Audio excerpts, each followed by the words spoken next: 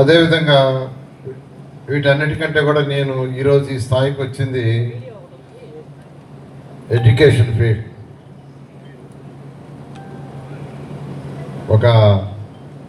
నా యొక్క పెట్టుబడి 1979లో ఒక చైరు, ఒక ప్యాడు, పెన్, బోర్డు కూడా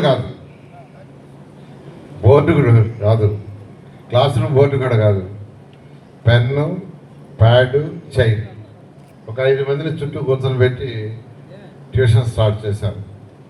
అక్కడి నుంచి ఈ స్థాయికి వచ్చాను. కాబట్టి ఈరోజు నేను ఈ స్థితికి రావడానికి కారణం ఆ యొక్క ఎడ్యుకేషన్ ఫీల్డ్. అందుకని నెల్లూరులో ఉన్న పేదలు, నిరుపేదల పిల్లలకి మంచి క్వాలిటీ ఆఫ్ ఎడ్యుకేషన్ ఇవ్వాలి,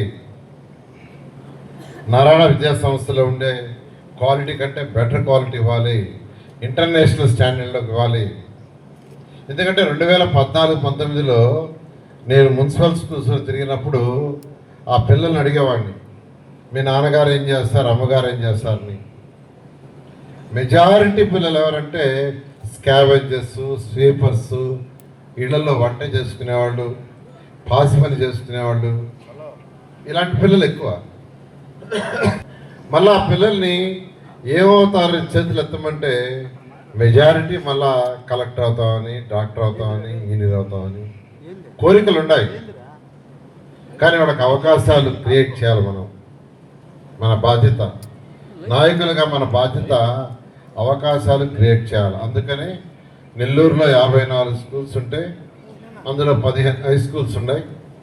ఈ 15 హై స్కూల్స్ని కూడా మోడర్నైజ్ చేస్తామని మా పిల్లలు, పర్టికులర్గా మా శరణి కుమార్తెని, నువ్వు వీటిని మోడర్నైజ్ చేయడంలో నీ టైం స్పెండ్ చేయి, నారాయణ స్కూల్స్ కంటే బాగా చేయమంటే ఆమె అనేక దేశ విదేశాలు తిరిగింది, స్కూల్స్కి అనేక దేశ విదేశాల్లో స్కూల్ స్టడీ చేసింది. ఆ యొక్క నాలెడ్జ్ని అంతా ఉపయోగించి ఏదైతే గత ప్రభుత్వం మూసేసిందో విఆర్ఐ స్కూల్ని ఒక చక్కగా ఎన్సీసీ వాళ్ళు, నారాయణ గ్రూప్ కలిసి ఒక చక్కటి స్కూల్ని ఇంటర్నేషనల్ లెవెల్లో చేశారు. నేను మా కుమార్తెను కూడా అభినందిస్తున్నాను, ఎన్సీసీ వాళ్ళు కూడా. అక్కడ ఒక 1000 మంది అడ్మిషన్ అంటే వెంటనే ఒక రోజులో ఫిల్ అయిపోయినాయి. నో బోర్డు పెట్టాము. నిన్న ఆ స్కూల్కి పోతే నిజంగా నాకు ఎంత ఆనందం ఇచ్చిందంటే అంత ఆనందం ఇచ్చింది. ఎందుకంటే 1000 మంది పిల్లలు కేరింతలు, వాళ్ళ ఆనందానికి అద్దులు లేదు, నిజంగా వాళ్ళ కేరింతలు.